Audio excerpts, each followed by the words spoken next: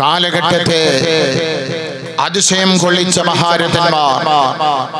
മഹാരഥന്മാരുടെ പാവന സ്പർശനമേറ്റ് പുളകിതമായ കൈരളിയുടെ മണ്ണ് എന്നും ശാന്തസുന്ദരവും സമാധാനവും നിറഞ്ഞു കവിഞ്ഞൊഴുകുന്ന സൗഹൃദത്തിന്റെ പൂങ്കാവനമാണ്.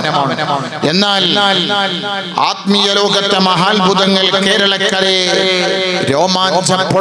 പുളകിതമണിയിച്ച മഹിതമായ സൂഫി പാരമ്പര്യത്തിൽ വളർന്ന് വികസിച്ചവർ ആ സൂഫി പാരമ്പര്യതയുടെ സുന്ദരമായ മഹിതമായ പാത കേരളത്തിന്റെ മണ്ണിൽ വരച്ചു കട്ടിയ ഒരുപാട് മഹാരഥന്മാർ.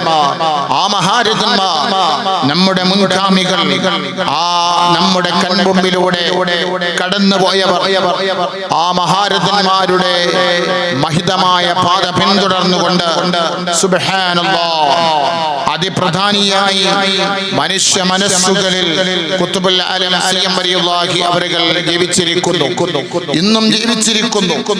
തരീഖത്തിന്റെ പേരിൽ, കൽവ്യാജ തരീഖത്തിന്റെ പേരിൽ പാമര ജനങ്ങളെ ചൂഷണം ചെയ്യാൻ വന്നവർക്കെതിരെ വ്യക്തി ജീവിതത്തിലൂടെ ശാന്തസുന്ദരമായ തരീഖത്ത്, അല്ലാഹുവിന്റെ ജഗനിയന്താവിന്റെ മഹിതമായ ആദർശ ശുദ്ധിയോടുകൂടിയുള്ള തരീഖത്ത് എന്താണെന്ന് വരച്ചു കാട്ടി മാനവകുലത്തെ ശരീഅത്തിന്റെ പാതയിലേക്ക് നയിച്ച മഹാനുഭാവൻ, ആ മഹാനുഭാവന്റെ ആളിപ്പടർന്ന തീജ്വാല ഇന്നും മനുഷ്യ മനസ്സിൽ പടർന്നുകൊണ്ടിരിക്കുന്നു.